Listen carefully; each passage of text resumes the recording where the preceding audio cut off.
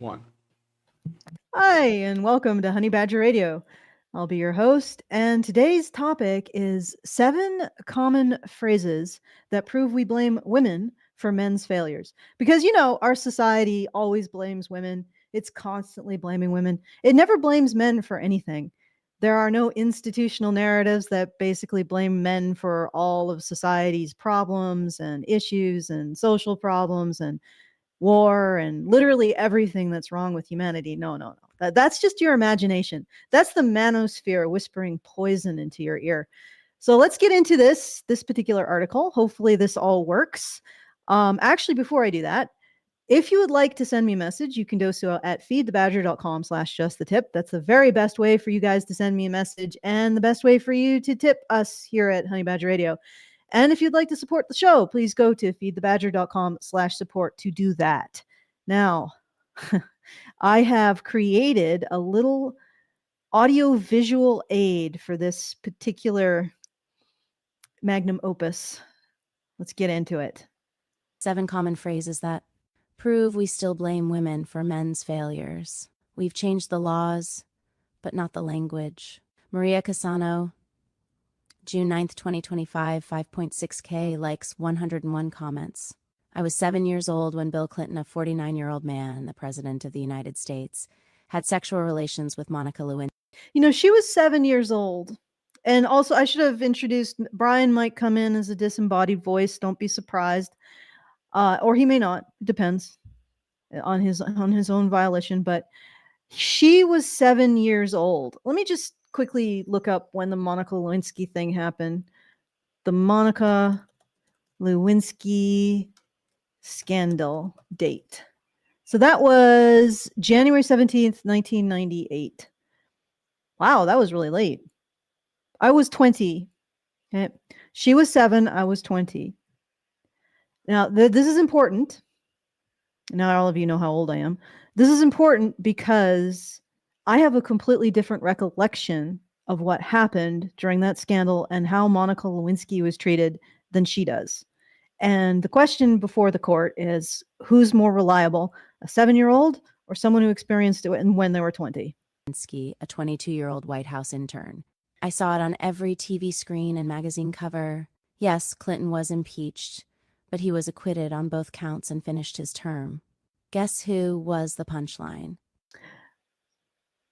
Yes, but if you are going to get thrown into the public eye, you are going to become a punchline. I am a punchline. Just today, I have yet another person saying, "Are you trans?" No, I'm not trans. You're just saying that because I guess I'm not conventionally attractive like a woman should be. But yes, I have a uterus.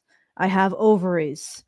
I just don't live up to the patriarchal, quote unquote, standard of beauty, which is so funny because it's always feminists that ask me this crap. Because apparently I don't do the feminine signifiers good enough. But at the same time, they'll turn around and say that those feminine signifiers are forced on women to the detriment of their lives and well-being. But they'll still judge you based on them. They're still happy to do that. But regardless, yes, she was judged because she was suddenly thrust into the public eye as the mistress of the most powerful man on the planet, the president of the United States. He's the very apex of the hypergamous pyramid, shall we say, right? And he wasn't bad looking at that time. So he was desirable because of his power, because he didn't look like a schlub. Like he didn't look like Danny DeVito. Not that, Danny DeVito's a bad guy, but Bill Clinton was on the top of the hierarchy and he also looked good and he was also tall. Okay. So he's hitting a lot of factors here.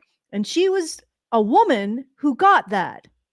I remember actually reading an article, one of the more insulting ones, and they compared her to a cheeseburger while Bill Clinton had filet mignon at home, except the filet mignon was punching him. So maybe that was a factor in him deciding to go for a good old cheeseburger.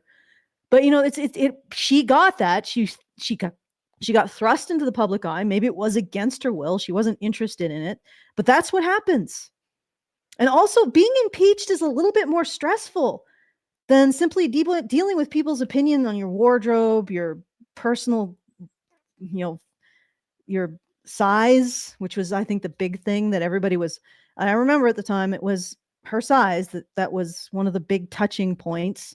They just couldn't believe that a president would go after a slightly chubby woman, which is fine. Everybody has their opinions, but that's the risk she ran. If you're going to get into a relationship with a man who's very well known, you run the risk of that getting thrown into the public eye. She chose to do it. Okay. I mean, I put myself in the public and I also get all kinds of commentary, ironically, mostly from feminists on how I present myself, what I look like, etc. It's just the risk you run. If you didn't want to run that risk, don't have relationships with extremely powerful public figures. You can always choose George in accounting. But regardless, but my ultimate point here is he was almost impeached. That was pretty significant for him. Okay. Wherever regardless on what part of the aisle you're on, although honestly, I think at this point in time, if Bill Clinton of that era was transferred to our era, all of the left would be calling him a fascist. But regardless, he was almost impeached. He almost lost his job. He was almost massively discredited in the public eye. That's huge stakes. And even though he evaded that, you can't just say, oh, well, nothing happened to him. At the very least, he got, battered by Hillary Clinton, apparently, and that, of course, nobody wants to talk about that. That's a non-starter. Okay. Put a little bit more of her in. Guess whose name became a national joke? Guess who the news called a homewrecker and the tabloids called a slut? Guess which person is still active in politics? Okay, she was a homewrecker. Politics today, and which person disappeared for decades under the weight of public shame. As a child, I absorbed. All right, so what she's saying is that as a result of this scandal, Bill Clinton went on to, is he still in politics? Do you mean Hillary Clinton is still sort of in politics, which means Bill Clinton is occasionally seen? All right, I don't even know if he's seen as much as Monica Lewinsky now. But regardless, like, she's saying that also, I think Bill Clinton is more important to politics than Monica Lewinsky. So it's quite likely that he didn't disappear because his relevance is greater. Okay? And has nothing to do with him, choosing the cheeseburger over the alleged filet mignon. It has to do with the fact that he's done more in politics than she has or will ever do. And in fact, I don't think she's done anything in politics. I mean, I don't think she has a political career at all. Shame or no shame. And honestly, I doubt her first political, or one of her first political moves being having sex with a president is really going to, well, maybe it'll help her career. Who knows if she had decided to do it. But did she even go into politics after that? Absorbed this scandal and reached the conclusion our society wanted me to reach. When a man behaves badly, it's because a woman tempted him. Okay, did Monica Lewinsky not behave badly? Yes, Bill Clinton behaved badly. Did she not also behave bad? This is like, it's a ball game. It's the shame game. You have to give the ball or just drop it on someone else, and then it doesn't exist for anyone else. Yes, they both behaved badly. And yes, Monica Lewinsky is accountable for her part of behaving badly. Now, part of it was that another individual leaked what she felt, I think she was, saying in confidence, which is, I believe that woman was demonized for this. But regardless, like, she still behaved badly. Like, you don't have to have sex with someone else's husband. This is something you shouldn't do. And if you do it and you're a woman, you are indeed behaving badly. You are screwing with the social contract. That doesn't mean he's not also behaving badly, but we can look at these two things separately. She was behaving badly. He was behaving badly. Modern day Adam and Eve, reenacted in the White House. Now, Okay, so she's essentially saying that Monica Lewinsky and Bill Clinton were a modern day Adam and Eve, and somehow that means that she's not responsible for her half of eating the forbidden fruit. Yes, she is. I'm getting in this kind of argument with an ex MRA on Twitter, and she keeps suggesting that the only person to blame is Adam. I'm like, well, no, Eve is also to blame for her part in it. Okay, you can't just say, oh, they're blaming Eve. Yes, for her part in it. We're blaming Monica Lewinsky. Yes, for her part in it, because she had a part in it. Okay, that doesn't mean by blaming Monica Lewinsky, that doesn't mean we don't blame Bill Clinton or Adam or whatever. It means we're blaming both. All right, both. now that I'm an adult and a journalist who's well aware of patriarchal power dynamics, Now that I am ideologically possessed, I see the situation for what it was. The most powerful man in the world used his authority and influence to manipulate a barely legal employee. 4 years. 4 years, 22 years old, barely legal. I mean, that ability to make adult decisions keeps creeping forward and forward and forward, just for women, though.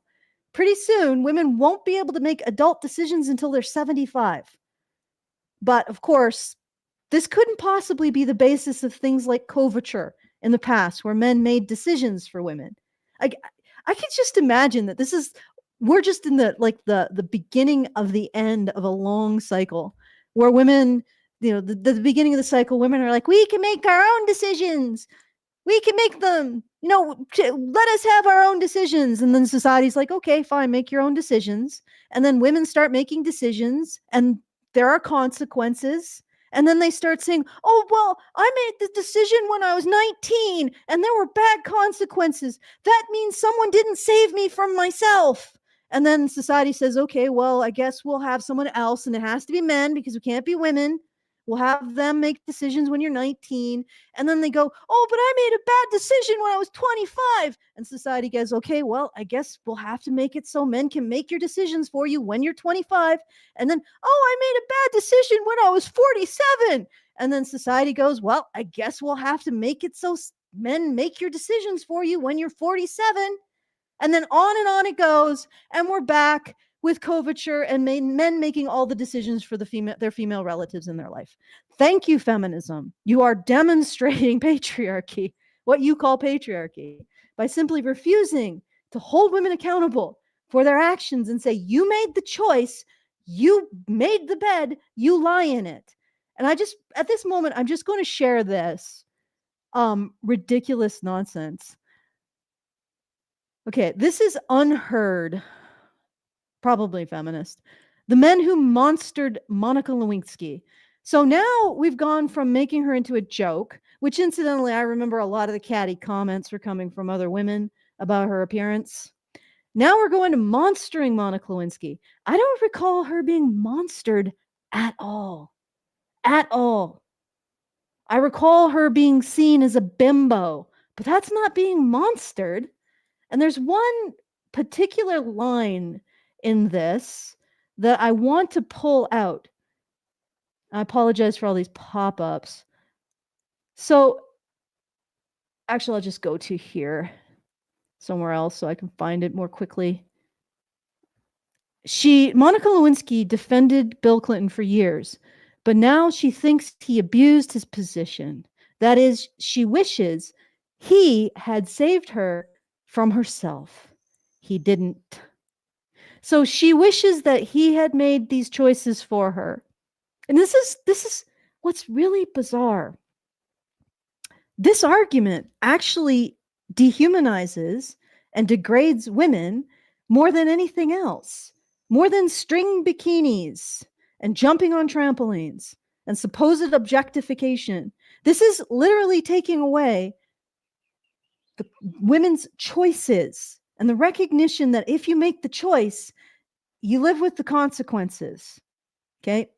if you make this choice, not just the choice to have sex with Bill Clinton, but the choice in confidant, because Monica Lewinsky could have chosen to keep her trap shut, but she didn't. And she chose a poor confidant who went to the press, right? So there was a series of choices. And she apparently defended him because he probably did nothing at all, to her at least.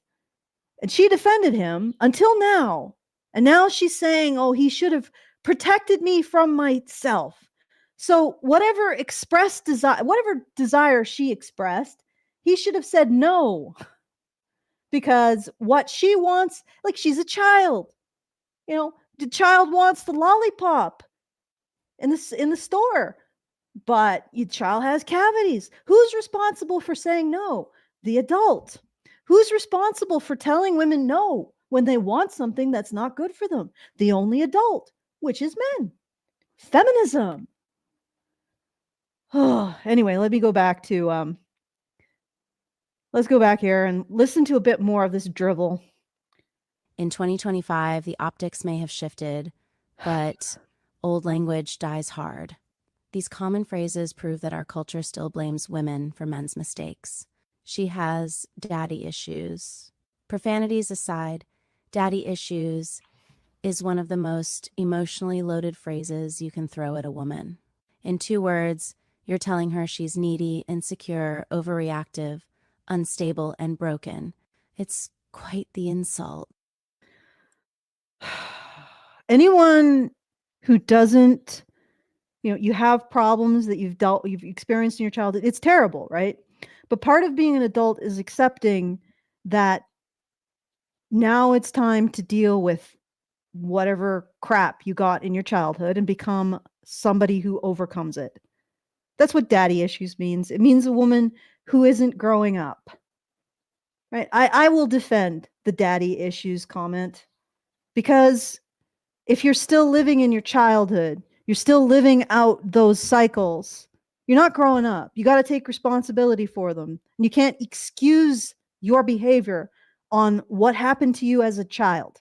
You have to grow up and overcome it.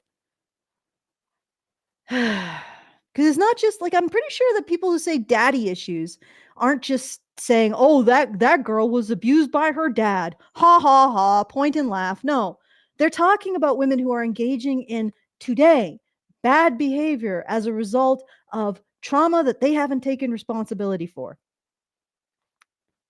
That's perfectly valid. And here's the thing. When we use terms to call out the bad behavior of individual women, we're calling out the bad behavior of individual women. What is this thing called again?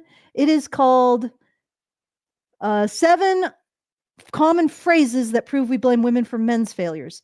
And what are we seeing so far? A counter argument to recognizing that women can fail and that women can engage in bad behavior. For some reason, if we recognize the bad behavior of Monica Lewinsky, for example, we're excusing the bad behavior of Bill Clinton, rather than just recognizing the bad behavior of Monica Lewinsky, right? If we recognize that women who continue to enact trauma, continue the cycle of abuse, are responsible for that, after a certain point, you have to take responsibility for stopping that. That's a part of being an adult. If we recognize that they are responsible for their behavior, then we are taking away responsibility from the man who did it to her. Okay, well, what about him? Maybe he was abused by his mother. Should we say that she holds ultimate responsibility for him then abusing his daughter? Like, where does it end? It ends with the person who takes responsibility, which is the adult in the room. And again, this is like feminist argument against women being recognized as being adults. All right. It's also pretty ignorant. Granted, the culprit is in the name. If a girl grows up with an absent, abusive, or emotionally unavailable father, her attachment patterns aren't character flaws. Yes, They're they learned are. coping mechanisms from lived experiences. Yes, they are character flaws. I'm sorry that it happened to you, but you have to take responsibility for. It's not fair. 100%, it's not fair. But once you're an adult, you are responsible for your actions. You no longer get those excuses. Man hurt her when she was at her most vulnerable. So, of course, she's going to be wary of other men.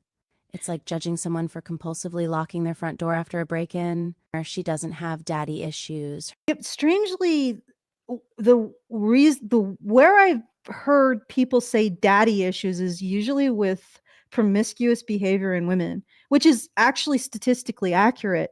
Women who are not raised with fathers go through puberty earlier and are more promiscuous because they're moving from a more involved type of reproductive strategy that has a father, a father and a mother, both putting resources into their children, to a more promiscuous type of reproductive strategy, which involves lots of children. So, I mean, you can look that up. This is something that happens. And I think that's probably what they're identifying is that behavior. And I don't really see it in other circumstances. Probably should be considered in other circumstances. But for the most part, I just see it referred to when women engage in promiscuous behavior. They're trying to find a relationship with a man through sex, which is the only value that they understand because they've never really been nurtured by a man. This is why it's really bad. Single motherhood is really bad. Her father failed her. But sure, keep blaming young girls for the neglect, betrayal, and abandonment of the grown men who are supposed to protect them. Are you sure they were the ones who abandoned them, or were their mothers the ones who kicked the men out? Because a man has less control over his relationship with his children than the woman he has children with. So if someone has more control over something, they're more likely to be responsible for the outcome. Feels more like we just blame men for outcomes created by women in this circumstance. Because again, there's no way around it. A woman has more control over her children's relationship to their father than a father has over his relationship to his children. And all of the feminist evidence that men who fight get custody, well, I'm just going to blow it out of the water with one question. Why do men have to fight to get custody? Why do men have to spend a down payment on a house or the full payment of a car to have access to their children? Why do they have to fight in the first place? It gets the almonds rustling. Sorry, I should have pressed play before drinking. She slept her way to the top. Anytime a woman makes anything of herself. Anytime? Pretty sure not anytime, just sometimes. When it's suspected that a woman indeed slept her way to the top, is she accused of sleeping her way to the top? Here's the thing, like they're trying to say that all women experience this. No, it's just women who engage in behavior consistent with somebody who slept their way to the top by sleeping their way to the top. People argue she couldn't have possibly gotten there without the strategic utilization of her vagina. When Kamala Harris ran for president with 2 degrees and over 30 years of political experience, a female Fox News anchor said she slept her way into politics. Even if that were true, it rarely or never is. Even if that were true, why are women the ones being ridiculed for playing a game men created? Once again, this isn't about, it's about the blame always has to lie on men, huh? So what if they created it? Why are thieves to blame for rich people's having beautiful belongings? Because they are. Just because you can do it doesn't mean you should do it. And just because somebody gives you the potential of doing something doesn't mean they're responsible when you do it. And again, this doesn't mean all women do it. It means some women do it. And some women get accused of it, maybe wrongly. I don't know. I haven't really followed Kamala's the epic of Kamala, very, very closely. I promise you, we do not want to live in a world where our bodies are more valuable currency than our intellect. Experience, degree. You don't want to live in a world. Well, I hate to tell you, like all of these presume a lack of recognition of intellect. Like, in order to say women aren't responsible for their choices relative to men, what are you assuming about women? you're assuming something about their intellectual capability, and you're assuming it's a lot less than men's. And ambition, especially when, statistically speaking, our boss is likely to be a creepy middle-aged dude. The public blame should be on men in power. No, statistically speaking, your boss is not likely to be a creepy middle-aged dude. Um, uh, Women dominate middle management now. So your boss is more likely to be a woman, unless you are in middle management, which might be revealing a bit of bias by this particular author. In which case, yes, you may have a creepy middle-aged male boss, but you might also be a creepy middle-aged female boss to the young men below you. Could work both ways there. Powerful positions who accept, or more likely expect, sexual favors in exchange for promotions, job security, or raises. You don't have to do it. Just because the option is there doesn't mean you have to avail yourself of it. And if you do, you are a bad person. That's called quid pro quo sexual harassment, and it's been illegal in all 50 states since 1964. Really? Quid pro quo sexual harassment. Okay. I'm not going to look this up. Women need to choose better. Almost 25 million American children If you want, okay, let me just let her finish. live in single-parent households, and 80% of those households are headed by the mother. When people see these statistics, they often blame the woman. She should have picked a better man. She probably tried to trap him with a baby. Why'd she choose to have kids with a deadbeat? Fatherlessness has serious impacts on a Okay. Once again, society has arranged so that women have the maximum amount of choice over who they have children with, when they have children, if they have children. And yet, all of these choices, we cannot accept that means that women have absolute responsibility over whether or not a child has a father. 100%. Well, I mean, to a degree, there may be some women out there who married a man. Okay. They married a man. That man said he wanted to have children. He's like, yeah, let's have children. Got her pregnant. After the child came, and not as a result of some pre-existing trauma, because some guys who they go through the process of being a father have trauma from their past, usually sexual abuse trauma that surfaces and they have trouble dealing with it, whatever. That can be a reason why it happens. No excuses. They should be taking care of that. But sometimes, it's hard when an entire society refuses to recognize it happens. But regardless, man says, sure, I'd love to have children. We're married. Let's have children. And then he just disappears and says, I'm not cut out for that. How many women are actually single mothers in that circumstance? Because that circumstance is genuinely beyond a woman's control. And any woman who is a single mother in that circumstance, or a single mother because of the death of her husband, obviously, any woman is a single mother in that circumstance. That's genuinely outside of her control. Every other circumstance is within women's control. Okay. There is nobody else. We did this. We got rid of coverture. We got rid of family oversight. We got rid of all of this. So these situations that women find themselves in are now a result of their own choices. Your choices, ladies. So if you are a single mother now, unless, again, you found a man who committed to you in marriage and who agreed to have children and was enthusiastic about it and then disappeared on you, and you somehow can't ask the state to make sure he pays child support for you, unless that happened or he died, you are in this other category in which some part of your life you chose, and the consequence was single motherhood.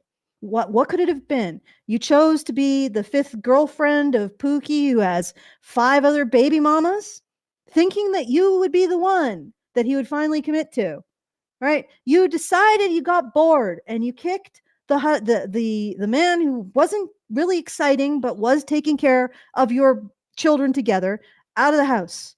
What else? You just chose to get, a sperm donation, just have a child by yourself. Like, whatever. These are your choices. So it's really funny because we've now given women all of these choices, more choices that men have. Okay. More choices than men have, because men's choice, he doesn't have a choice. Even if he's raped, he's going to be expected to assume the responsibilities of a father. So we've given women all of these choices, and suddenly we have an exponential explosion in single motherhood. And yet, in the past, when supposedly men had the ability to leave their family more than women, yeah, there was the divorce rate was 2%, and singlehood motherhood was like less than 10%. So when men had the responsibility over these choices, and this is according to feminism, almost no single motherhood, almost no divorce. Suddenly women have the choice, tons of divorce, tons of single motherhood. Okay? And the change here, and this is what I want to point out, is that we gave women not only power over their own lives, power over their children's lives that no one else has, and power over men's lives that no one else has. That's the change we made. When men supposedly had this power over children and women, 1% divorce rate, no single motherhood. When women were given the power that men supposedly had, I'm not sure they really did. What is it? Like 30% single mother rate, 45% divorce rate?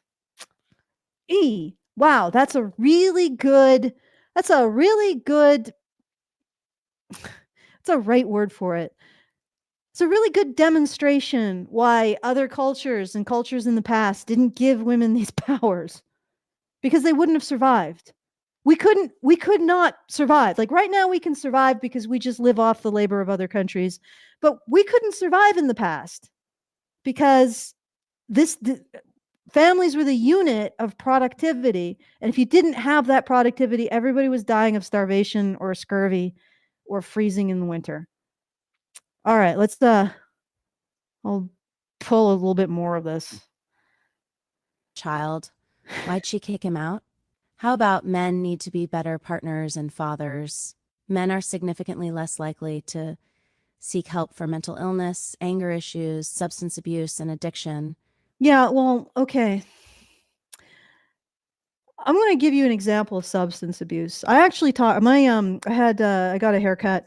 I know, shock, a couple years ago, and I talked to my hairdresser, and she had a cousin who had a substance abuse issue, and this was before COOF, and it was before the absolute overburdening of Canadian healthcare, to the point where basically doctors are just pushing MAID, voluntary unself-aliving instead of actual healthcare. So back then, her cousin, who was a man, attempted to get assistance with his substance abuse. He could not find any from any government service. And this is Canada, where you're supposed to have mental health assistance for things like this. He waited months. He ended up committing suicide on a wait list for mental health care. You guys are so snide about, oh, men don't seek out help, but they're at the back of the line for getting it. Men die of suicide waiting for mental health to address their suicidal ideation, or they get the mental health and it doesn't help because it's coming from something like the American Psychological Association, that basically tells men that their masculinity is what's making them sick, which is depraved. All right. But also, she says, oh, men should be better partners. Like women, why is this never put on women? Like, men should be better partners. Do women think that the last 60, 70 years of whatever the hell we've been doing has made them better partners for men?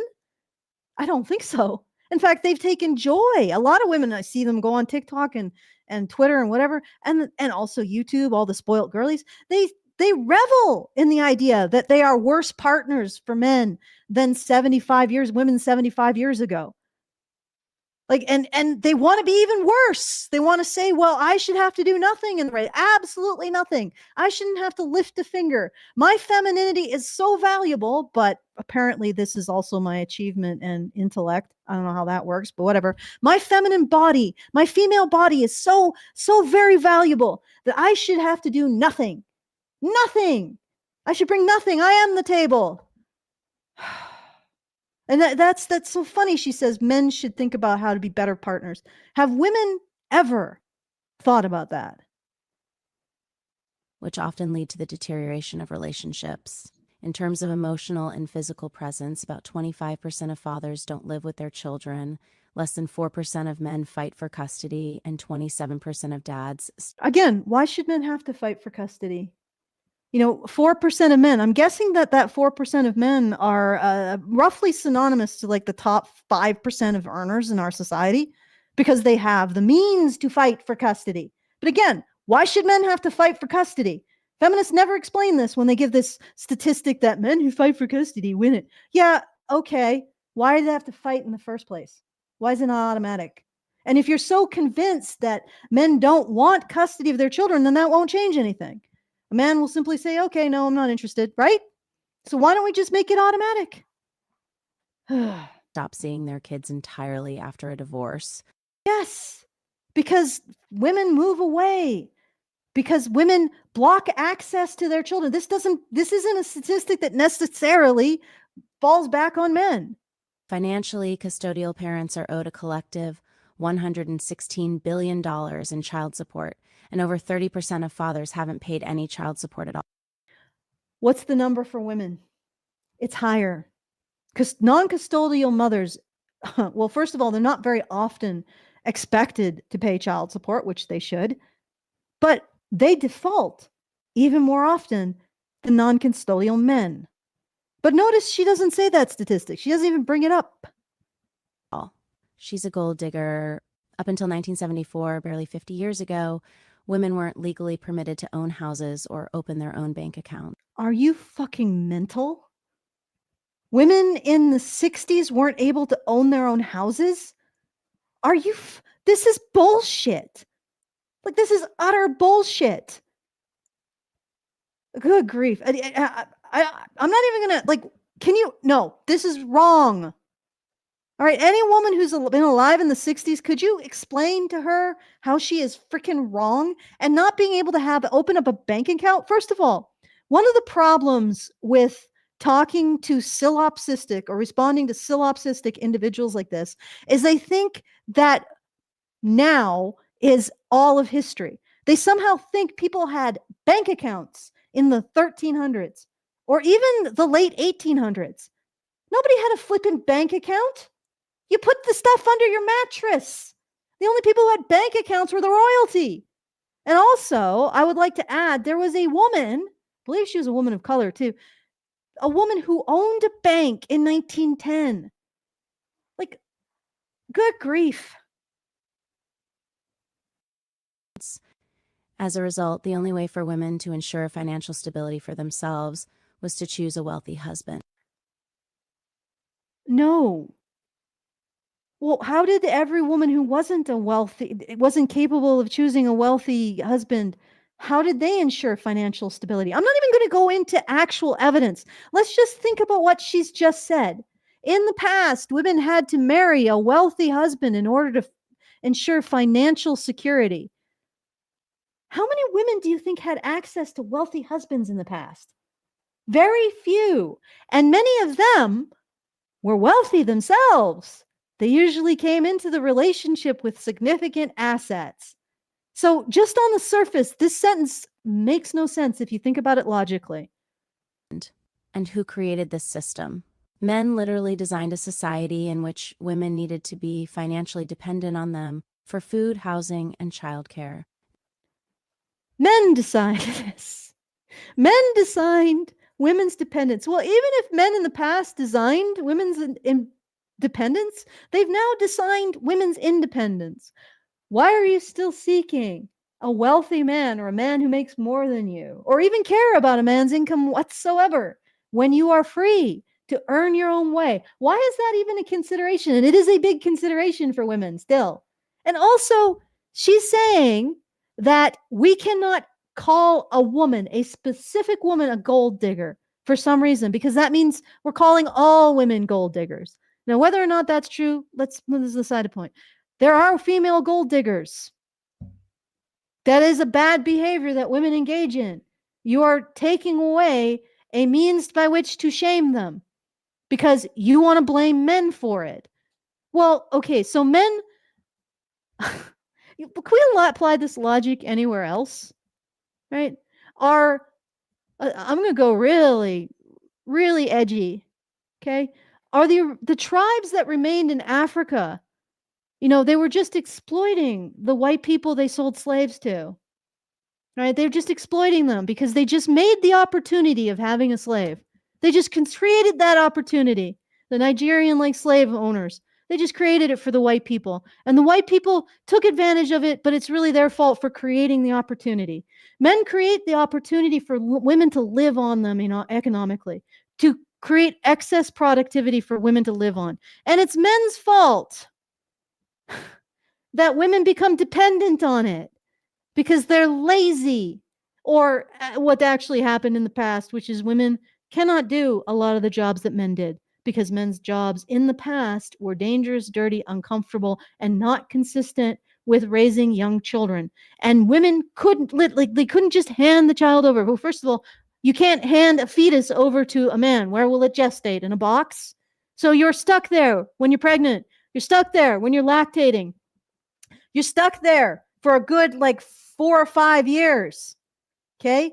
And people who need those jobs done cannot accommodate a woman doing them if she is going to be out of commission for years at a time. So what ended up happening is that women took over industries that they could do while they were pregnant, while they were lactating, while they were taking care of small children.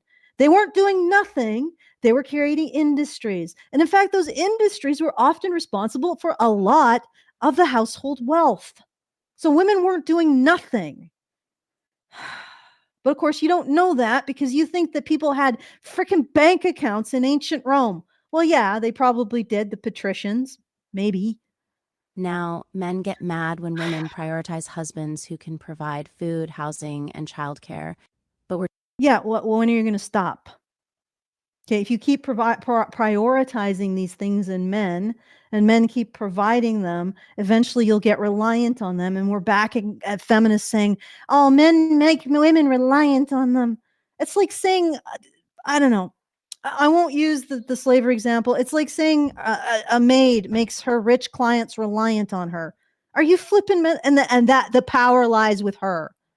It again, the power does not lie with men in this, because legally enforced, that woman he is expected to maintain her. If she divorces him, he has to pay alimony and child support. Prior to the Equal Rights Amendment, he was legally obligated to her upkeep while they were married. So if a man didn't go out and get a job, if he was able-bodied and his wife was living in squalor, he was jailed, right?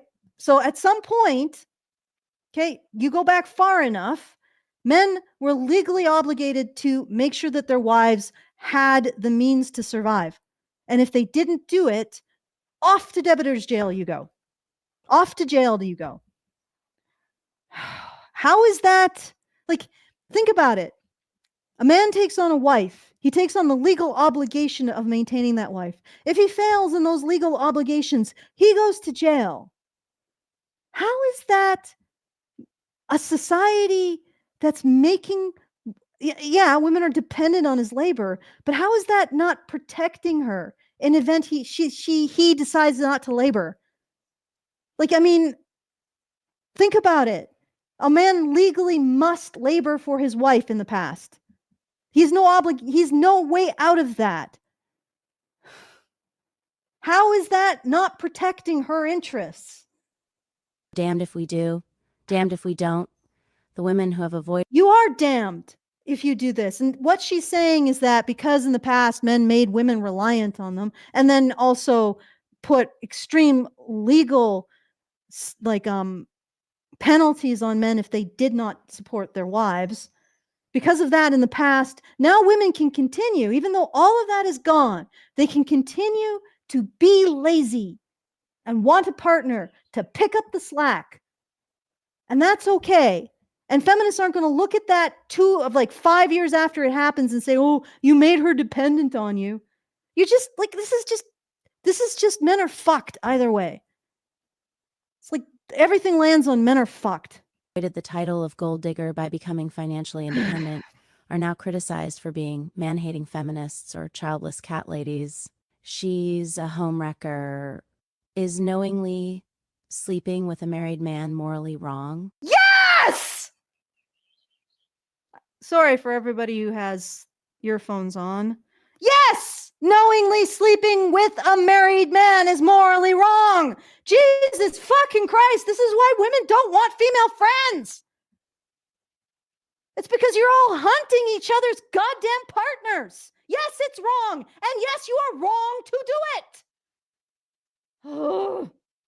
You bet, but an estimated 42% of men on Tinder are already married or in a relationship.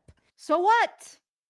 Just because men make the means to do it doesn't mean you can go and enjoy. And also 42% of men. How many women?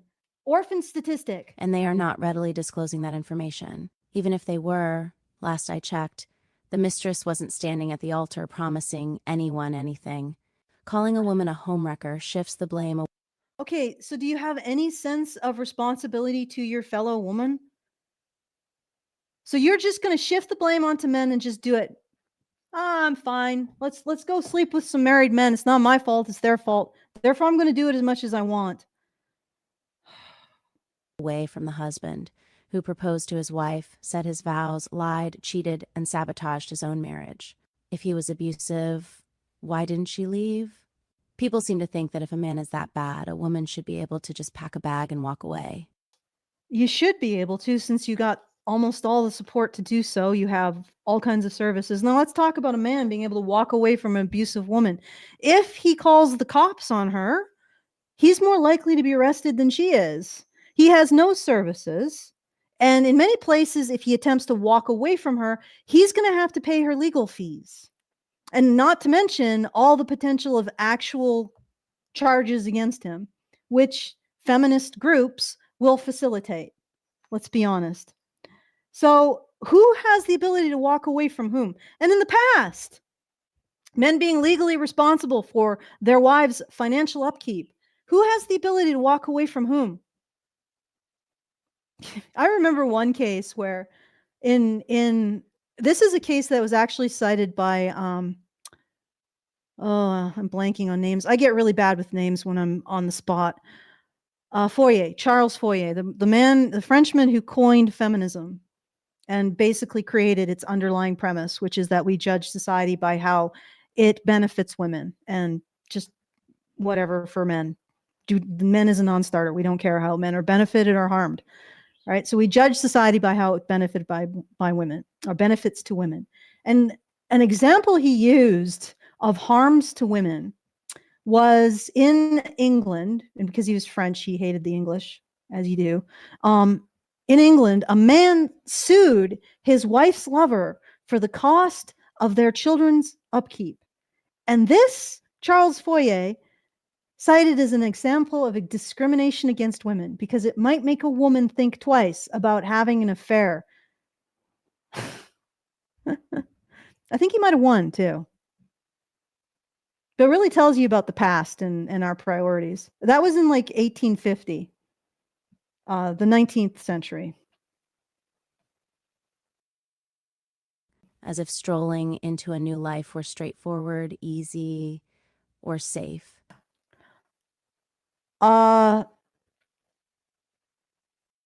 well, nothing worth doing is easy, straightforward, or safe. Okay, but I'd like to point out that actually I'll let her get to her point. As if she didn't have bills, kids, or What about debilitating men? fear. Don't they have the same thing? As if calling the cops would fix everything. Well, certainly doesn't for men. Like I said, they're more likely to be arrested than the woman abusing them. Police officers perpetrate domestic violence at a Oh, I know this one. This was male and female police officers, and I believe it was found that female police officers were the ones increasing that number quite a bit. And then there was another study that found that police officers were more likely to be domestically abused. higher rate than the general population. Yeah, but you see what she's not saying? Everybody's going to assume it's male police officers, right? Yeah. She doesn't specify, and there's a reason why. As if abusers have always been particularly respectful of boundaries. Statistically speaking, leaving an abusive relationship is the most dangerous time for victims. For at least 2 years after the separation, violent acts increase by 75%. Okay, and the assumption here is that the woman isn't engaging in violent acts. And also, I'd like to point out that, okay, I'll let her finish. Women are 77% more likely to die by homicide. Not specified who's doing the homicide either. 75% more likely to die by a homicide. But here's the thing. This is such a rare occurrence. I believe in the States, there might be 700 women who die in this circumstance. And I've actually looked at the numbers. The numbers for the men who die as a result of their partners is about 40% of the total. So feminists make it out to be like 100% women. No, it's actually about 60% women and about 40% men. And that's for all forms of family murder. So the 60% women could be murdered by a mother, a sister, a female lover, a daughter, as well as any male partners. So this is not the way that they're presenting this.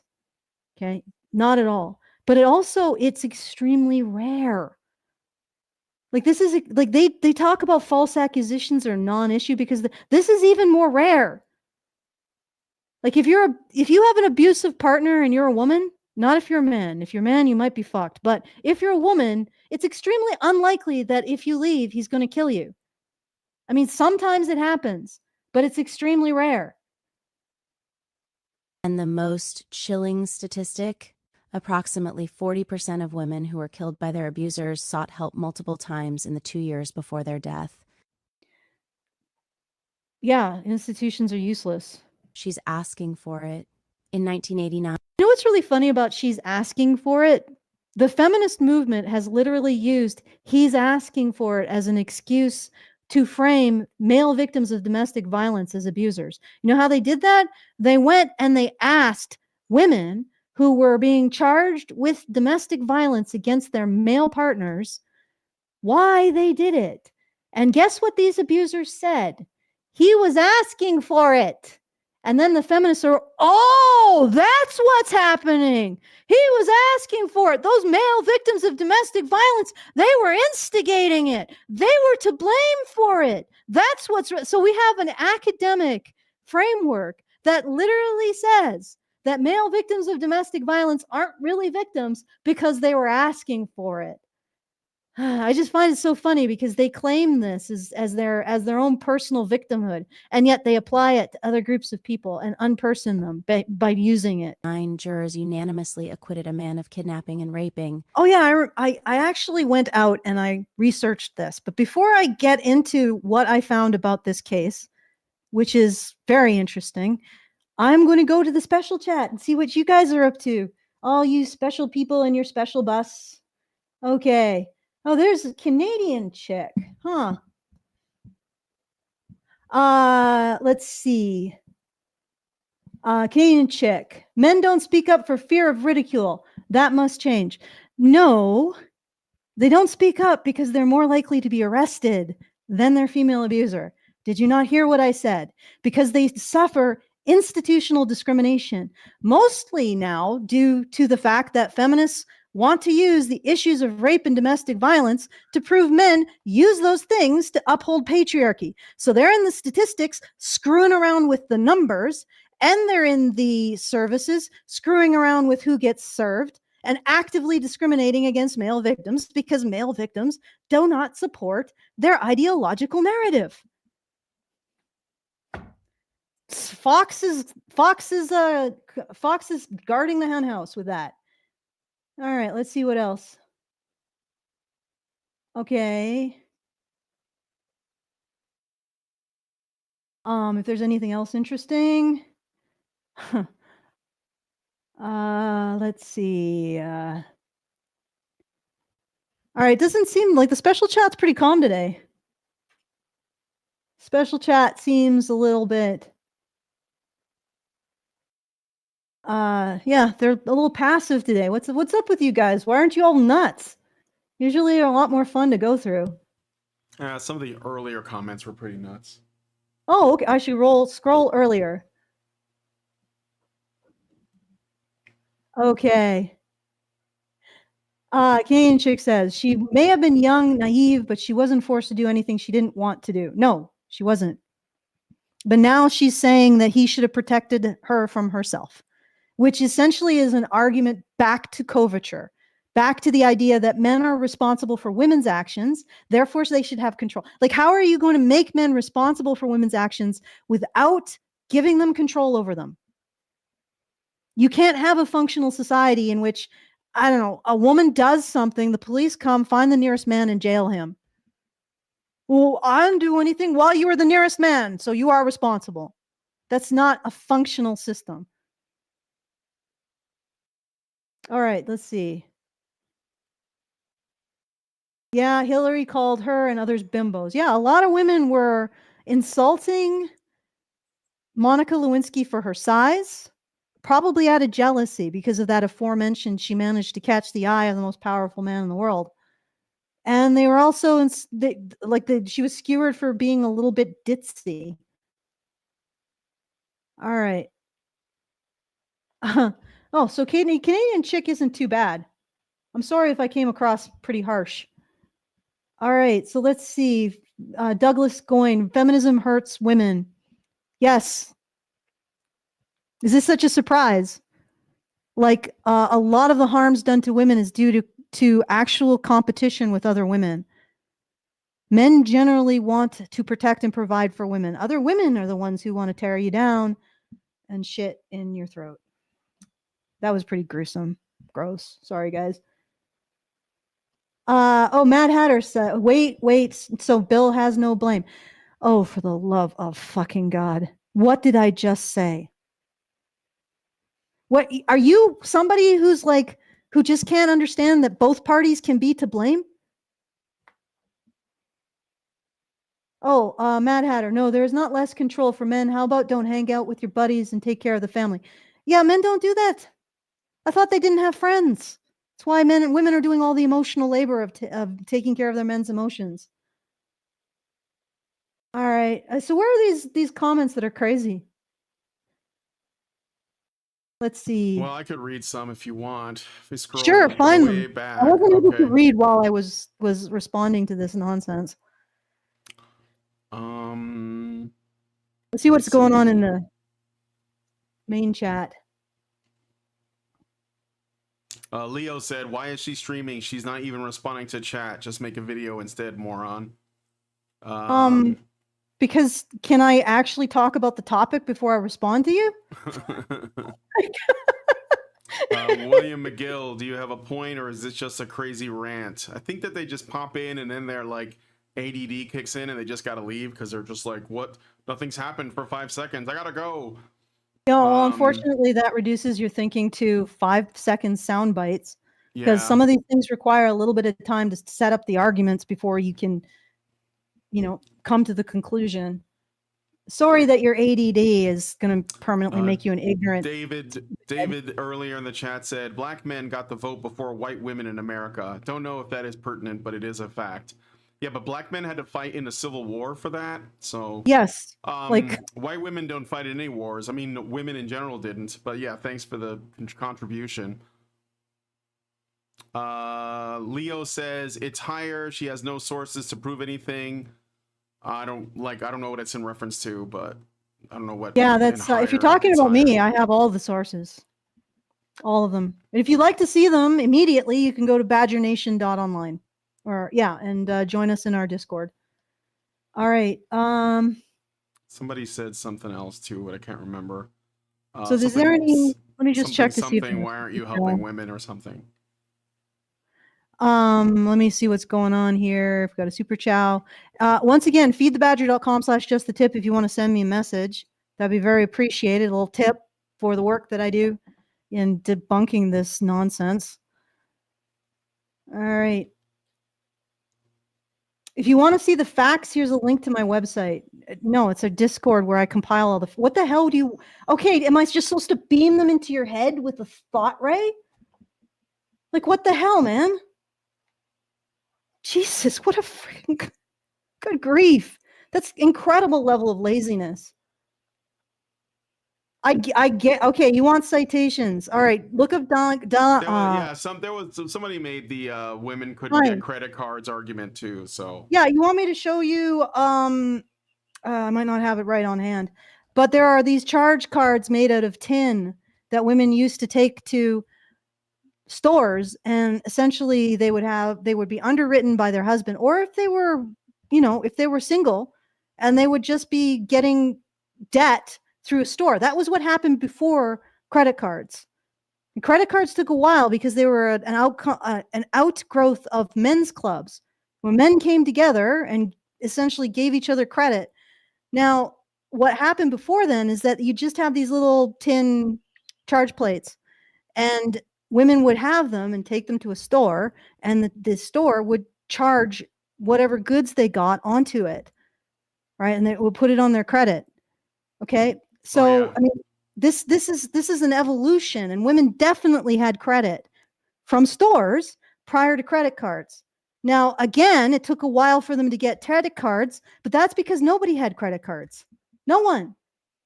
It started as like I said, I believe an off growth of like men's clubs.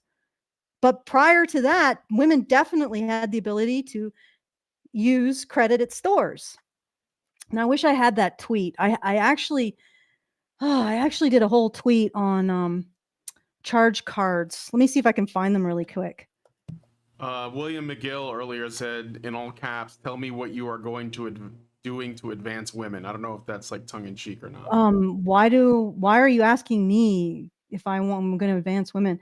Well, I'm going to advance women's perception of women's actual agency, which is that their actions have consequences, and that those consequences shouldn't be delivered to the nearest man. That's what I do. If you want anything else, I would suggest another channel. You should be able to link me to an article which shows said facts. You mean right now while I'm doing a stream? Denise Hines, help-seeking behaviors of battered men. That is a title. Go look it up. Right? If you want to find the charge cards, let me see what the freaking name of this is. I hope I don't put in too much dead air that everybody else is going to go spurg over while I do this.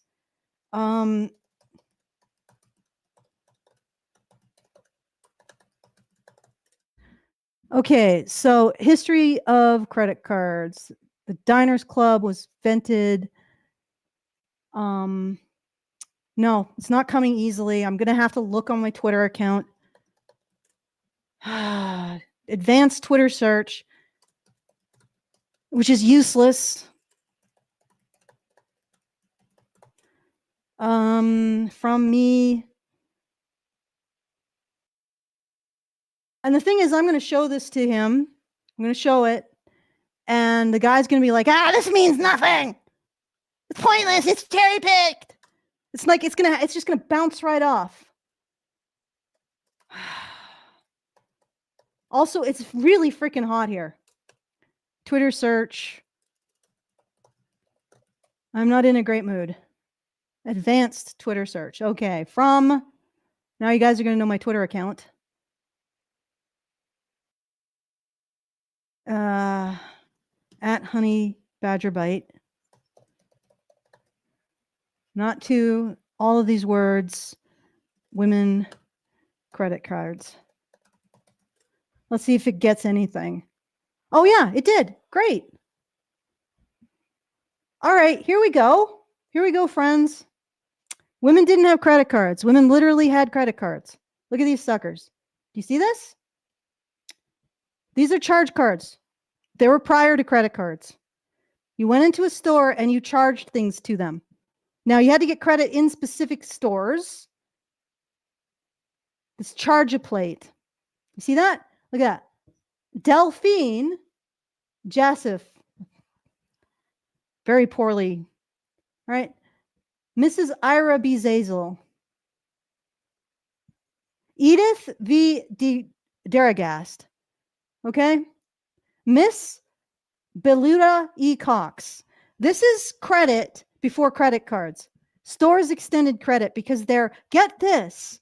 I know this is going to really blow your mind, but there was no computing network prior to about the 70s. Okay, there's nothing to hold this information on, right? So everything had to be phoned in. And actually, there was no network like this prior to telephones. You couldn't really have credit cards attached to your bank prior to the proliferation of telephones and a lot of other stuff. A lot of other just bookkeeping stuff. And prior to that, women had these charge plates where they could go into a store and charge whatever they bought to them. If they had a man's name on them, that man paid. So if they were a Mrs. Joe Smith, guess who paid? Joe Smith. Guess who was legally obligated to pay? Mr. Joe Smith. All right. What is the next thing you're going to say here? Oh, Mike Denault says, wow, I had no idea about IOUs. Do you think that modern banking, okay, as I predicted, he's just going to be like, oh, it just bounces right off, right? When do you think modern banking started?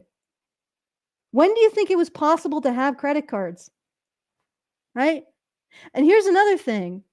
When it was possible to have credit cards, there was a certain period of time that men were still obligated to pay off their wives' debt.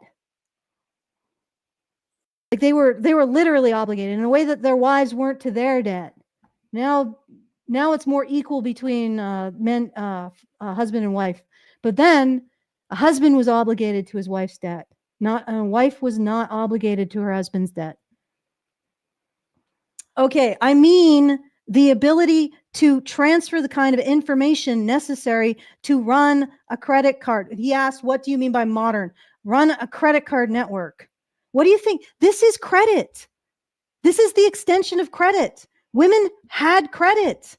It's just that stores extended it directly to their customers. All right. Banking has not been around forever. Okay, done. All right, let's finish this. Okay.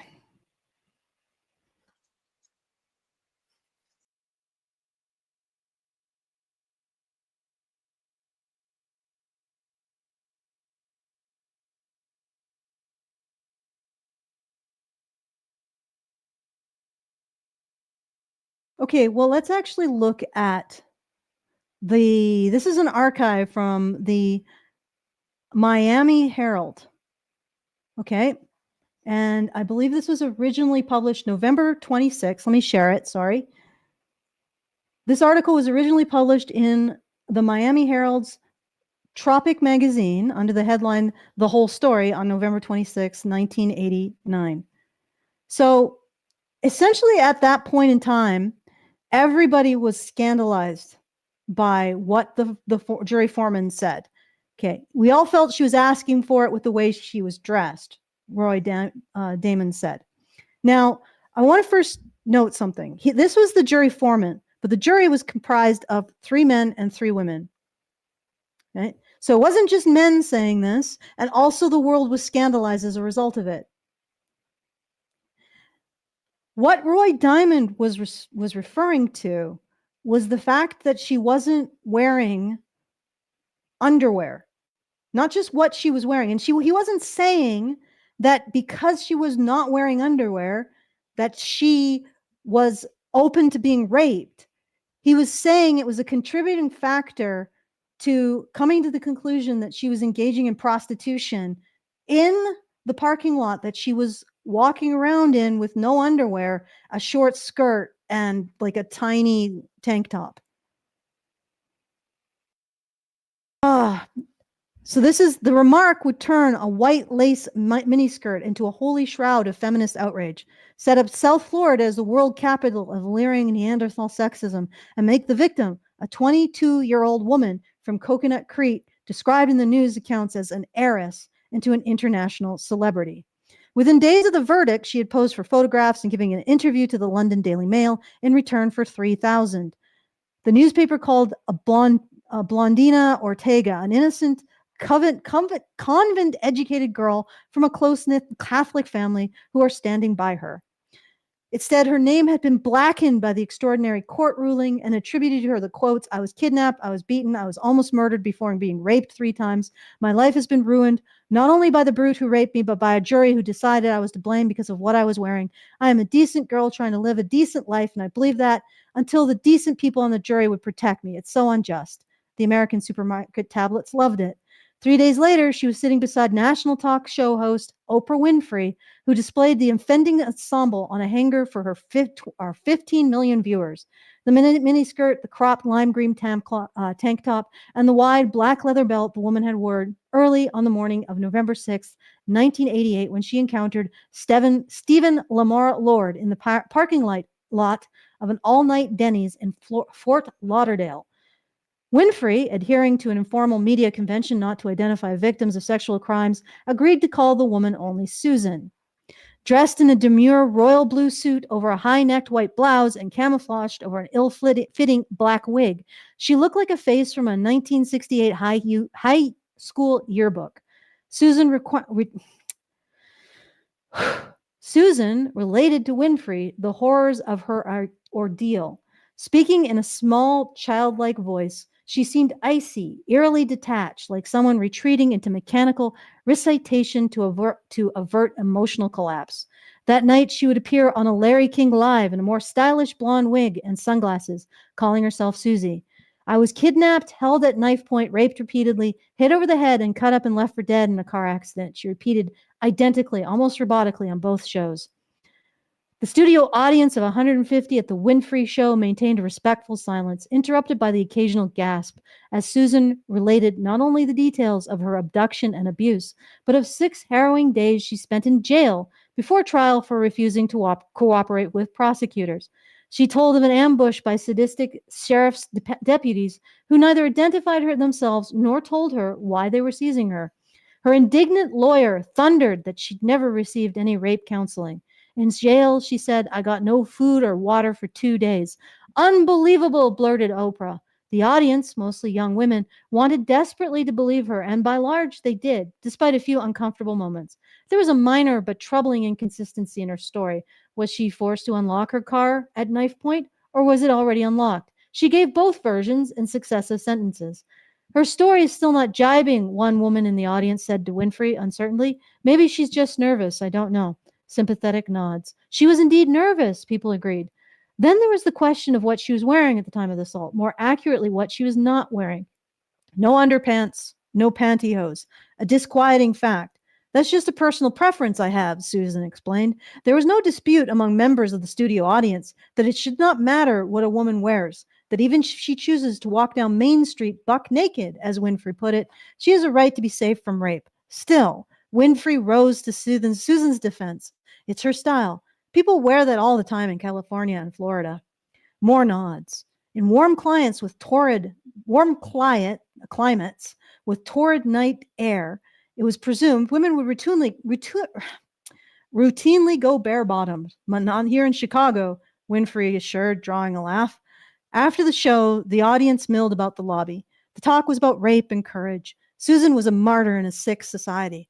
Then suddenly, a side door opened and Susan appeared. With her was Alexander Siegel, the portly, balding Fort Lauderdale attorney who had been at her side through the program and who was brokering her media deals. The two dashed through the lobby and hopped into a black stretch Lincoln Continental waiting at the curb. This all took only a few seconds, but it silenced the room. It's a funny thing about appearances. Everybody agrees they shouldn't mean much, that people should be judged by what they are, not what they look like. Still, appearances wind up meaning quite a bit. When you meet someone for the first time, when you're seizing up a job applicant, when you're sitting on a jury or in a studio audience trying to decide who's telling the truth and who's not. The Susan who burst into the lobby and sprinted for the limo wasn't the prim, meek, aggrieved victim these women had seen in the studio moments before. This Susan was laughing. Her dowdy wig was gone, and as she ran, her normal hair, wild with a waist-length weave dyed the color of cheap red wine, streamed out behind her. The studio audience stared after her dumbfounded. Her name is not Susan. Her name is Blandina Isabel Chiapponi. She is not an heiress. She is not an innocent. She has no close-knit family standing staunchly behind her. This is just the beginnings of the misunderstandings that surround this very public case of rape and abduction, a case that led to one of the most widely maligned jury verdicts in history. Why I'm reading this is I want to point out some things. The way that this woman is characterizing the public response to this jury verdict is incorrect. It was maligned. It was considered outrageous. It resulted in her being able to do a publicity tour as a aggrieved victim of injustice in the justice system. A clear point of outrage burned into the national consciousness, a point with which all right thinkers agreed was simple. A woman's background, deportment, or choice of clothing should be irrelevant to proving a charge of rape. So the country was united at condemning this jury and its conclusion. But the irony, lost in the post-trial fervor, is that nobody involved in the case disagreed with that fine moral point. The attorney for the accused rapist said as much in his summation. In their deliberations, the jurors agreed. How Blandina Chiapponi chose to live her life, how she chose to dress did not matter. What mattered to the jury was this. Blandina Chiapponi had clearly misrepresented herself under oath, not once, but several times. Her story had inexplicably changed from one statement to the next. Her explanation of the events leading to the assault, the alleged rape, her behavior during and after it were vague, evasive, suspect. Although it pained them in a case where the physical evidence was inconclusive, the jury had no choice but to look at the victim's credibility in order to remove that last shred of reasonable doubt, as the law demands. They looked, but they still doubted. If Blandina Chiapponi was a victim, she was not alone. The six citizens who sat on the jury had done their duty and were publicly vilified for it, largely because of the myth of this case. A rape of justice was much simpler, better story for the mass media than was the difficult and subtly shaded truth. All right. Strangers in the night. So both Robert Avera and his ex-wife Shirley were driving northbound. All right, so they're driving. They see this woman screaming, "Please help me! Please help me!" All right, they see the knife in the car. And they pick her up and they take her to a phone. They describe how she was extremely scared, shaking like a leaf. And here we go. It looked like an open and a shut case. They had the victim. They had two eyewitnesses to the victim's dramatic escape from her attacker. They were 5 hours and 130 miles from home. The victim's car was stolen, wrecked, and abandoned with the defendant's belongings in it. The suspect still had the hunting knife. A doctor's exam certified sexual penetration. A background check on the 26-year-old suspect turned up a gold mine of incriminating information. In Georgia, Lord had been charged with sexual crimes remarkably similar to the one Chiapponi described, including 2 cases of abduction at knife point, open and shut, apparently. However, there were complications. Lord had a cover story. Chiapponi, he claimed, was a hooker who'd picked him up at Denny's. He said she had agreed to have sex with him for $100 and some of the 35 packets of cocaine he'd stolen from a Fort Lauderdale man. When the car crashed and seemed likely that the police would come, Lord said Chiapponi fled and cried rape to avoid a drug arrest. In almost any other circumstance, that story could have been dismissed quickly as ludicrous, a transparent, self-serving lie, but not necessarily here. Chiapponi's background was sketchy. She did not work or go to school, but owned a condo and 2 expensive cars. She had been alone in Denny's parking lot at 3 a.m., wearing a lace miniskirt, a tank top, and white high heels, and nothing else. In December 13th, 1988 memo, Assistant State Attorney Lisa Betchert. Oh, hey, 1988. Assistant State Attorney Lisa Betchert, a Fort Lauderdale prosecutor. I thought women didn't have jobs in the 80s. A Fort Lauderdale prosecutor noted some additional liabilities in taking the case to the jury. The first was that Chiapponi, the state's star witness, admitted using cocaine in the hours before the abduction. The second liability, though not a crime, was of greater concern to the prosecutor. The victim, she wrote, does not wear underwear. There it was, the underwear, a short skirt and no underwear at Denny's at 3 a.m. But Blanchard ultimately decided the state could deal with the problem. Cipollone had no arrest record, not for prostitution or anything else.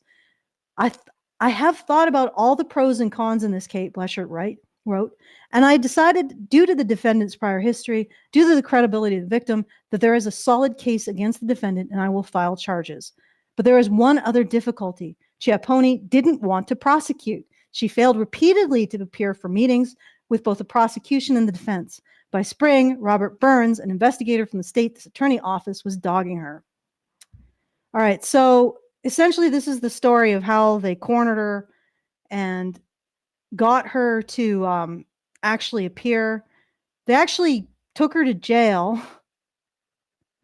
On May 30th, Burns went to the complex to serve Cipollone with a show clause order as to why she should not be held in contempt for failing to cooperate with prosecutors. He saw a Federal Express truck pull up to her place. The driver told Burns he picked up a letter from the apartment. He said the woman who gave it to him, a woman with a small voice and long red hair, called herself Monica Taylor. On June 6th, Boward Circuit. So essentially, they just picked her up. She ended up in jail because she was avoiding. Oh, a bunch of cops picked her up. And when they picked her up, she started screaming rape. So, and then she went to the sheriff's office, and there was a comedy of errors in the prison. She ended up staying in jail for 6 days because of contempt of court. Which wasn't supposed to happen. There was like miscommunication. So that was an injustice. But she was fed, and she was also given the services of a rape counselor. And actually the jail was quite upset about that accusation, or at least the group that provided those services was. So ultimately, what ended up sort of scuppering her case. The trial began, I'll start there. The trial began on September 25th with the impaneling of a three-man, three-woman jury. Most first-time jurors weaned on TV courtroom theater are surprised and dismayed to learn that real cases seldom deal with absolutes. Rarely are there stammered, tearful, blah, blah, blah. This is just setting the stage. What became clear from almost the start was that no one was admitting anything, with corroborating evidence in either direction was scarce. Two pieces of evidence, Stephen Lord's alleged involvement with similar crime in Georgia, plus the roadside scene witnessed by the Herreras, weighed against the defendant, but they were circumstantial, and even taken together, they weren't decisive. Nor was anything else. Medical evidence showed only that Blandina Cipollone had had anal and vaginal intercourse in the dirt shortly before she was examined. There were no serious rips or abrasions or any conclusive signs of violence. The cut on her hand, I was cut up and left for dead, Cipollone told Oprah, was a small, superficial wound to a finger resembling a paper cut. It required no treatment.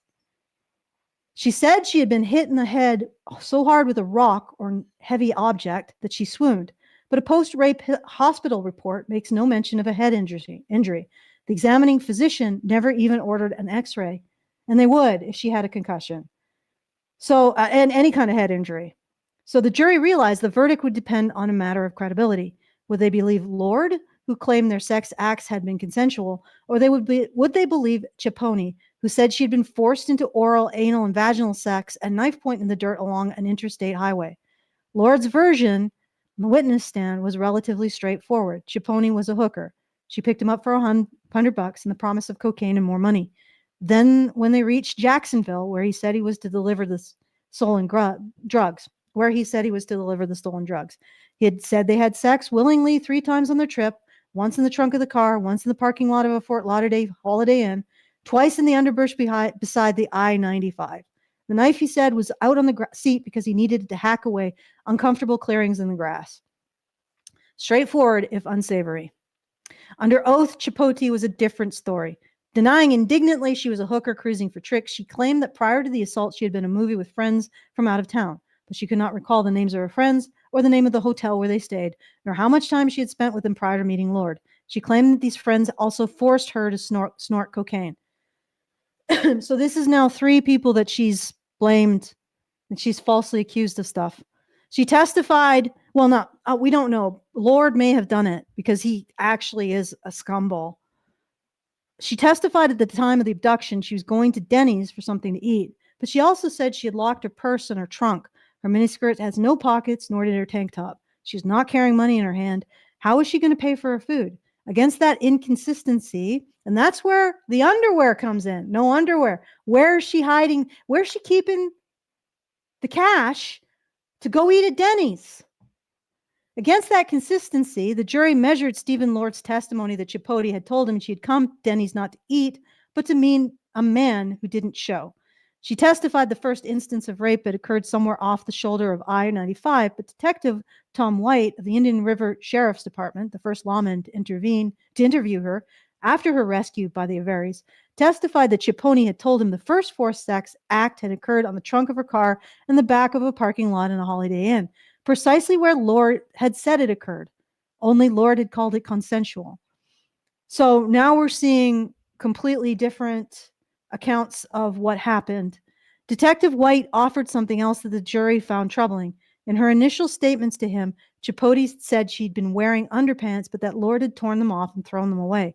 She also told that to the nurse at the hospital.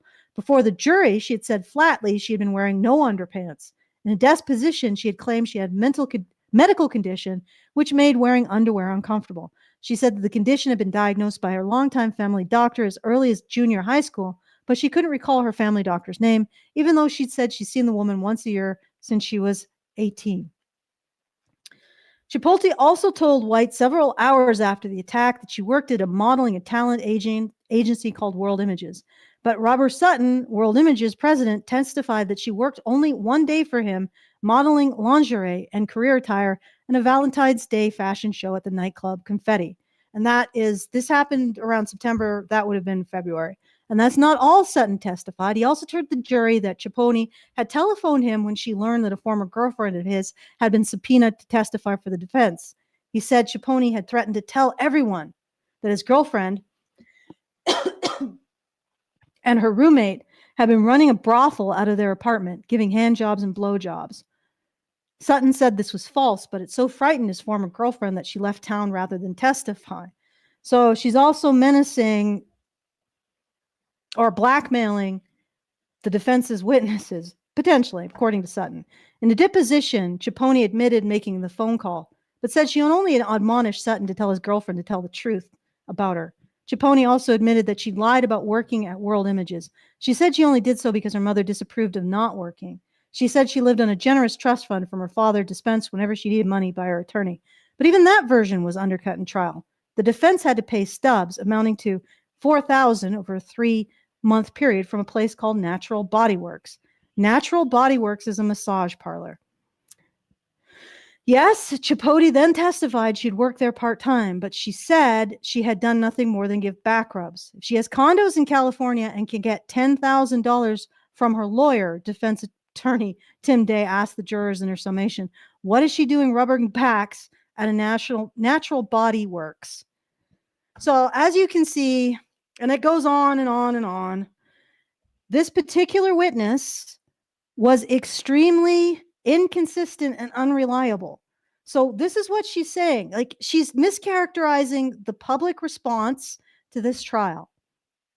And the jury themselves were dealing with an incredibly difficult case in which the primary witness for the prosecution was inconsistent as hell and actively lying in places. Okay. And it all came down to whether or not she lied about this instance. And yes, that kind of credibility does relate to a false accusation. Now, again, Stephen Lord is an absolute scumbag. He eventually did time for actual rape. So it's quite possible. But the problem is she's lying all over the place. She's inconsistent, and everything comes, and the physical evidence doesn't support her allegations. So everything comes down to her credibility, and she's destroying it through lies. And one of the lies was the underwear, which the jury foreman referenced with the clothing, right? So it was taken out of context, and they vilified this jury as a result of this. So this woman in this article today, mischaracterizing the case, mischaracterizing the jury, mischaracterizing the response at the time to the jury's conclusion and statements. And this is continual in this. They are these individuals, these feminist individuals, are constructing a reality that supports their narrative with inconsistent facts and complete lack of research. All right, let's continue.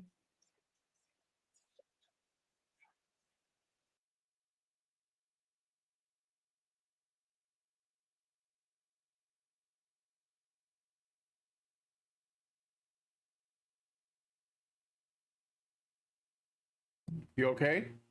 Yeah, I'm fine. What's wrong? Oh, it's just quiet. Just checking. Oh, sorry.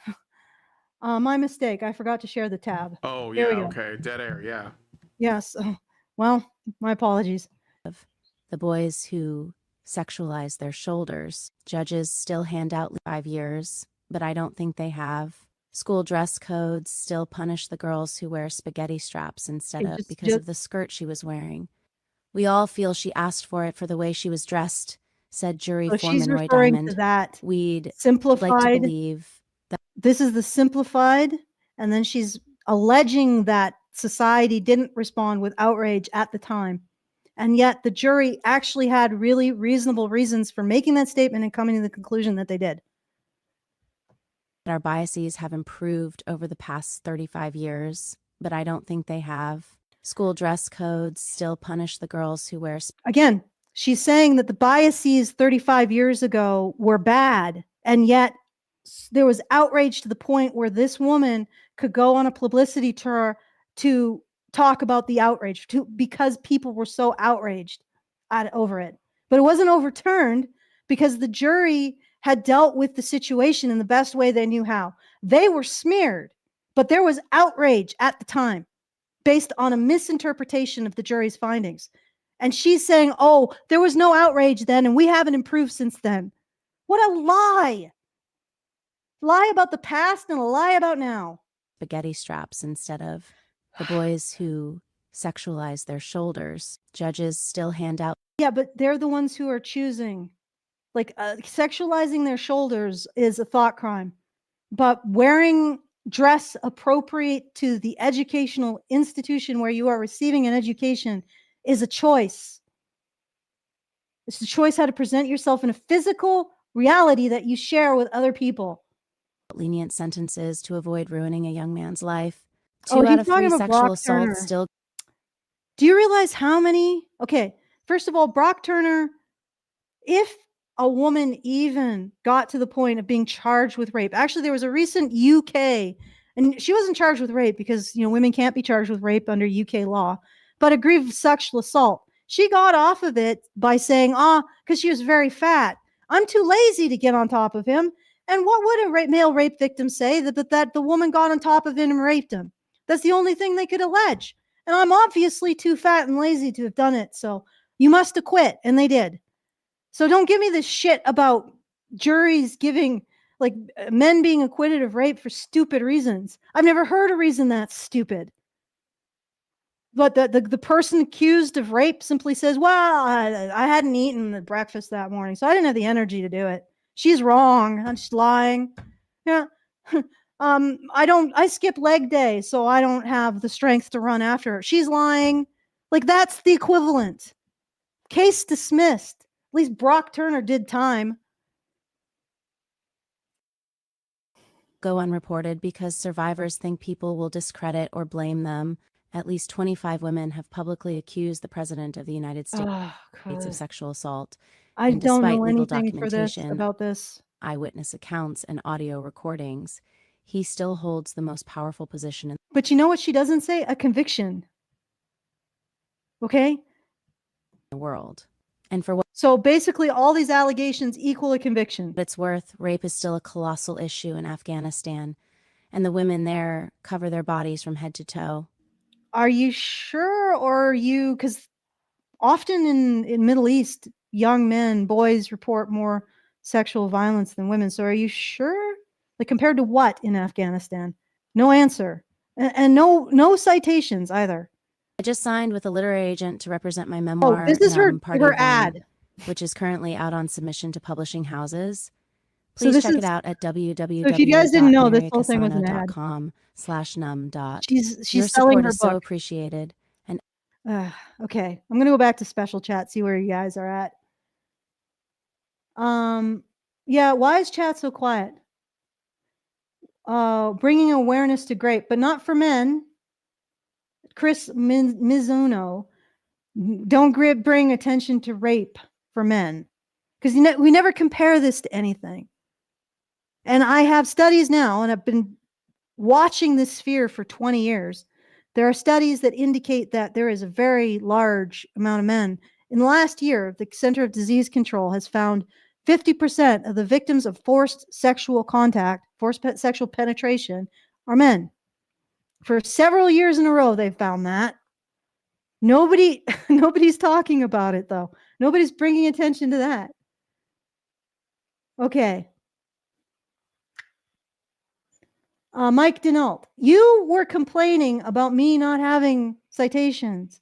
And then I read you a compilation of information about a case and you complain about that. I think you're just here to complain, friend. The concept of banking its earliest forms. Yes, its earliest forms, which weren't accessible to the average person. Okay. This is ridiculous. Let me see if are there any super chats? You guys are really quiet, not sending many of those at all. You must all be having fun in summer. Oh, good Lord. Anyway, I wanted to do this comprehensively because that was her climax of outrage, was this case in the 80s where she alleges that society responded in a way that it didn't, because it did respond with outrage based on a misreading of what the juries were actually finding and what the jury actually found and why.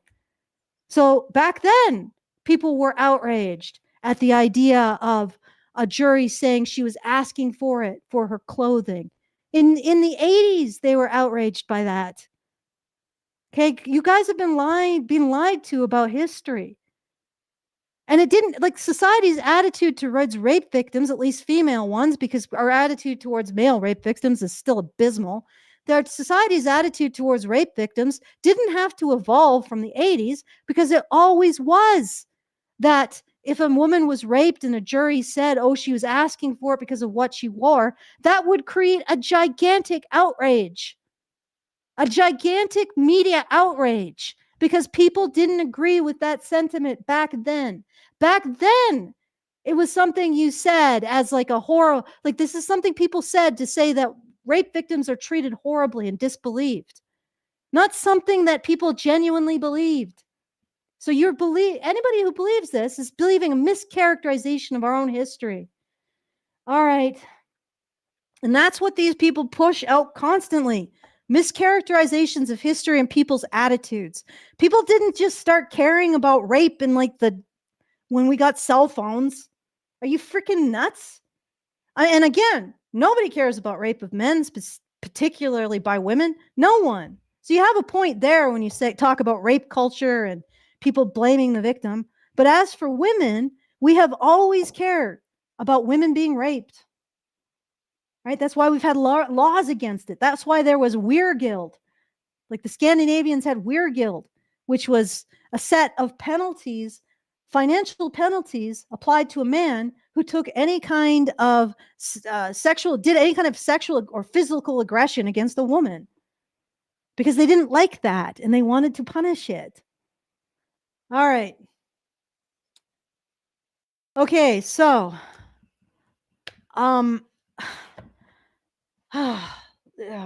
sorry for that empty air there for I'm guessing we're getting up on the hour. I wanted to show you some other stuff, but it ended up that article was quite long. So I think I'm going to say, again, at any time after the show, if you want to support the show, feedthebadger.com/support. If you want to send a message, feedthebadger.com/justthetip. And I want to point out that this stuff is constantly being pumped out. It's constantly being produced and funded somehow. And if you want to push back against it, please support our efforts, because this needs to be fact checked. These individuals are constructing a narrative of shame and blame of men. Anyway, so please help us out, feedthebadger.com/support. All right. I'll go into the special chat one last time.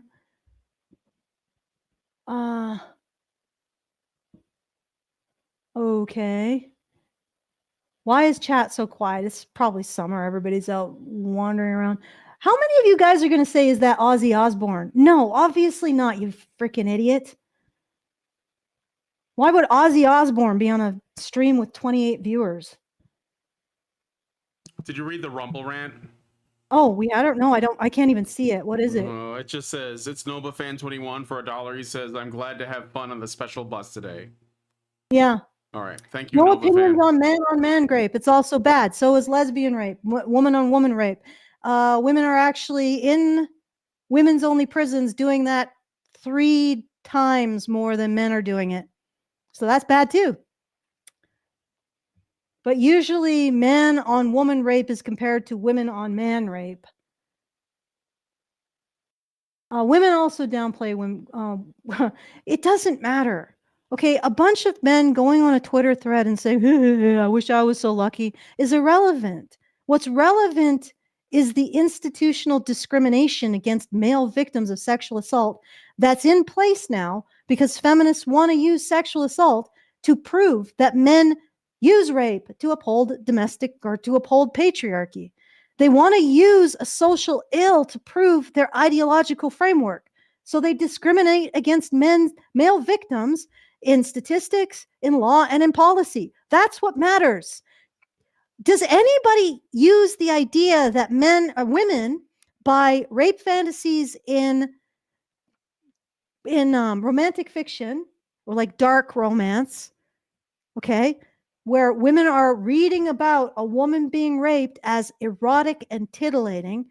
Do you use that to excuse, would you ever use that to excuse institutional discrimination against female victims of sexual violence? So why is it even relevant that there are men on Twitter or anywhere saying, oh, he got lucky? It isn't. Just like female women consensually reading about a rape fantasy isn't relevant to anything to do with female rape victims. Okay, so drop it. It's not relevant. What's relevant is institutional discrimination against male rape victims put in place by feminists who are using the issue to prove their ideological framework that men use rape to uphold patriarchy. That's what matters. All right. Okay, if you play some Ozzy Osbourne, I'll listen. Yeah, unfortunately, that will get our stream yanked instantly. Okay. Whew. I'm done with this. All right. Thank you guys for attending. I don't think there's anything further. I'll take a look at the super chows. I do want to do a little bit of a shout out. I might as well do that now. I am in the initial stages of planning another meetup. I'm thinking of making it a little bit more structured. So I'm going to rent a conference room. We're going to have it at a hotel. We'll do maybe some presentations if people are amenable to that. Maybe we'll do like some games, whatever. We'll have a bit of fun. But I think it's important to start this up again because I think community now more than ever is really important. So if you're interested in that, please tell me. Again, badgernation.online, get on our Discord. Tell me you want to do this.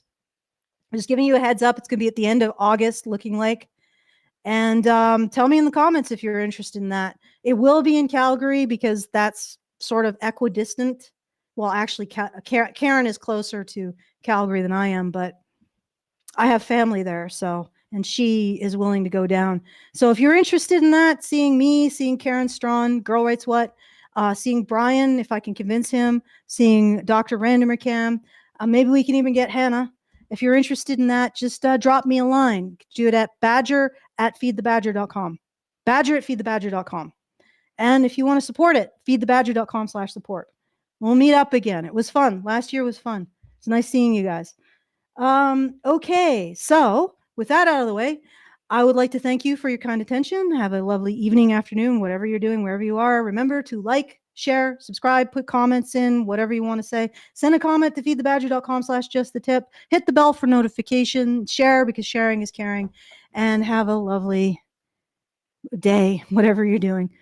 Men's right activists are machines, dude. Okay? They are literal machines. They are talking point machines. They are impossible to fucking deal with, especially if you have like a couple dudes who have good memory on top of that too. Holy shit, you're fucked.